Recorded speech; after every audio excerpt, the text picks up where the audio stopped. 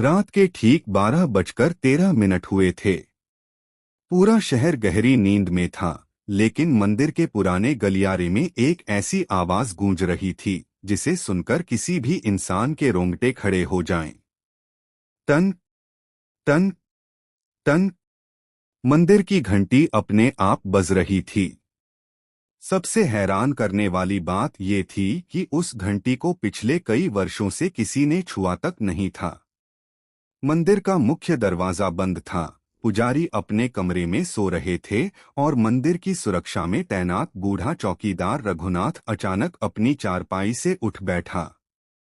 उसे साफ महसूस हुआ कि मंदिर के अंदर कोई चल रहा है। उसने कांपते हाथों में टॉर्च उठाई और धीरे धीरे गलियारे की तरफ बढ़ने लगा। जैसे जैसे वह आगे बढ़ा, घंटी की आवाज तेज होती गई। तभी उसकी टॉर्च की रोशनी एक पुराने पत्थर के दरवाजे पर पड़ी। यह वही दरवाजा था जिसके बारे में मंदिर के पुराने लोग कहा करते थे कि इसे कभी मत खोलना। रघुनाथ ने देखा कि दरवाजे पर लगा लोहे का ताला जमीन पर पड़ा था, लेकिन ताला टूटा हुआ नहीं था। वह अपने आप खुला था। रघुनाथ ने पीछे हटना चाहा, तभी अंदर से किसी ने बहुत धीमी आवाज में कहा, रघुनाथ, बहुत देर कर दी। रघुनाथ का चेहरा सफेद पड़ गया, क्योंकि मंदिर में उस समय उसके अलावा कोई नहीं होना चाहिए था। उसने कांपते हुए पूछा, कौन है? अंदर से कोई जवाब नहीं आया। सिर्फ एक बार फिर घंटी बजी। टन। रघुनाथ ने हिम्मत करके दरवाजा खोला। अंदर एक संकरी सीढ़ी नीचे जा रही थी। ऐसी सीढ़ी जिसे उसने अपनी 40 साल की नौकरी में कभी नहीं देखा था। दीवारों पर पुराने निशान बने थे और हर कुछ कदम पर त्रिशूल का चिन्ह दिखाई दे रहा था।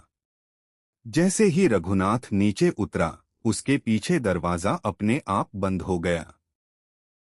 अब उसके पास वापस जाने का रास्ता नहीं था। सीढ़ियां खत्म हुई तो सामने एक छोटा सा पत्थर का कमरा था। कमरे के बीचों बीच एक काला शिवलिंग रखा था और उसके सामने मिट्टी का एक दीपक जल रहा था। रघुनाथ की आंखें फैल गईं। दीपक की लौ स्थिर थी, जबकि कमरे में तेज हवा चल रही थी। तभी शिवलिंग के पास रखी एक पुरानी तांबे की प्लेट पर अचानक चमक दिखाई दी। उस पर कुछ शब्द खुदे हुए थे, जिस रात घंटी बिना हाथ के बजेगी, उसी रात बंद रहस्य फिर जागेगा।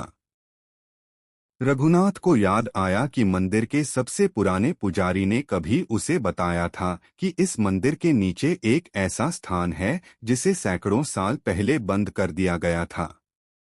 लेकिन किसी को नहीं पता था कि वह स्थान आखिर था क्या। तभी कमरे के दूसरे कोने से किसी चीज के गिरने की आवाज आई। रघुनाथ ने टॉर्च घुमाई। वहां एक पुरानी लकड़ी की पेटी पड़ी थी। पेटी पर वही त्रिशूल का निशान बना था। उसने पेटी खोली तो अंदर एक पुरानी डायरी मिली। डायरी के पहले पन्ने पर लिखा था, यह कहानी किसी इंसान की नहीं, एक वचन की कहानी है। रघुनाथ डायरी पढ़ने लगा। उसमें लिखा था कि कई पीढ़ी पहले मंदिर में एक साधु आया था। उसने कहा था कि महाकाल की उपासना करने वाले व्यक्ति को डर से नहीं, सत्य से सामना करना चाहिए। साधु ने मंदिर के नीचे एक गुप्त कक्ष बनवाया था और उसमें एक ऐसी वस्तु रखी थी जिसे गलत हाथों में जाने से रोकने के लिए दरवाजा हमेशा के लिए बंद कर दिया गया था। लेकिन डायरी में उस वस्तु का नाम नहीं लिखा था।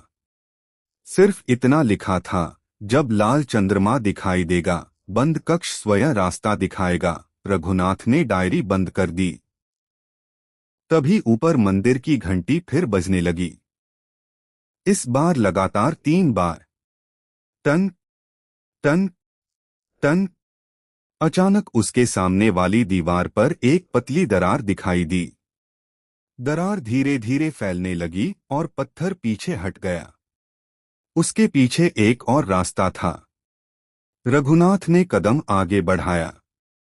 रास्ता उसे एक विशाल भूमिगत कक्ष में ले गया। वहां दीवारों पर सैकड़ों पुराने दीपक बने थे, लेकिन उनमें से केवल एक दीपक जल रहा था। कमरे के बीच एक गोल पत्थर था और उसके ऊपर एक छोटा सा त्रिशूल रखा था। जैसे ही रघुनाथ ने त्रिशूल को छुआ, उसके कानों में किसी बच्चे के रोने की आवाज आई। वह घबराकर पीछे मुड़ा। वहां कोई नहीं था।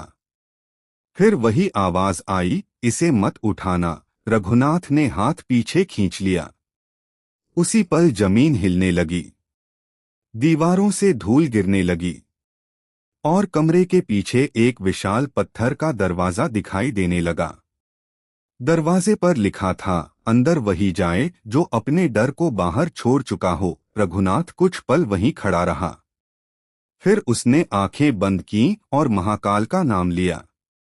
ओम नमः शिवाय। जैसे ही उसने मंत्र बोला, पत्थर का दरवाजा धीरे धीरे खुल गया। अंदर कोई खजाना नहीं था।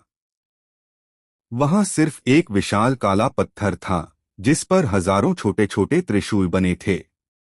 उसके सामने एक दीपक जल रहा था और उसके नीचे एक आखिरी संदेश लिखा था, रहस्य वस्तु में नहीं, विश्वास में है। रघुनाथ समझ गया कि जिस चीज को लोग सदियों से रहस्य समझते रहे, वह किसी खजाने या शक्ति की वस्तु नहीं थी। वह एक चेतावनी थी कि इंसान अपने लालच के कारण सबसे पवित्र चीज को भी गलत अर्थ दे सकता है। तभी पीछे से किसी के कदमों की आवाज आई। रघुनाथ ने मुड़कर देखा तो मंदिर के पुराने पुजारी खड़े थे। उनके चेहरे पर डर नहीं था।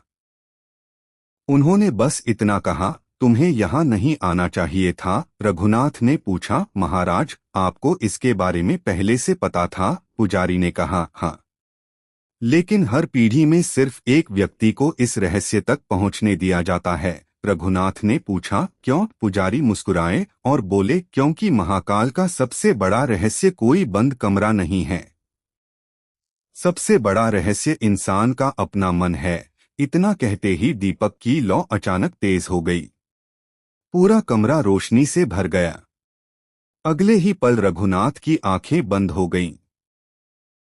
जब उसने आंखें खोलीं तो वह मंदिर के मुख्य गलियारे में पड़ा था। सुबह हो चुकी थी। मंदिर की घंटी शांत थी। पुराना दरवाजा बंद था और उस पर वही लोहे का ताला लगा था।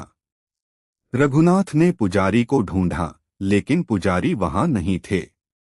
उसने मंदिर के दूसरे सेवकों से पूछा तो किसी ने कहा, यहाँ तो आज कोई पुजारी आया ही नहीं। रघुनाथ के पैरों तले जमीन खिसक गई। उसने उस पुराने पुजारी का नाम लिया तो सभी चुप हो गए। फिर मंदिर के सबसे बुजुर्ग सेवक ने धीरे से कहा, जिस पुजारी की बात कर रहे हो, उनका निधन तो 20 साल पहले हो चुका है। रघुनाथ के हाथ से टॉर्च गिर गई। उसने उसी क्षण पीछे मुड़कर उस बंद दरवाजे को देखा। ताले पर ताजा राख से सिर्फ 3 शब्द लिखे थे, डरना मत, लौटना। उस दिन के बाद रघुनाथ ने कभी उस दरवाजे के बारे में किसी से बात नहीं की। लेकिन कहते हैं कि आज भी कुछ रातों में, जब पूरा मंदिर शांत होता है और घड़ी ठीक 12:13 दिखाती है, उस पुराने गलियारे से घंटी की आवाज सुनाई देती है। टन टन टन। और मंदिर की दीवार पर कुछ सेकंड के लिए एक त्रिशूल दिखाई देता है। यह कहानी एक काल्पनिक रहस्य था है, लेकिन इसका संदेश बहुत गहरा है। महाकाल के सामने डर, अहंकार और लालच से बड़ा कुछ नहीं। अगर आपके मन में भी महाकाल के लिए आस्था है तो कमेंट में लिखिए, हर हर महादेव। और याद रखिए, अंधेरा कितना भी गहरा हो, महाकाल का नाम लिया जाए तो डर की कोई जगह नहीं रहती। हर हर महादेव।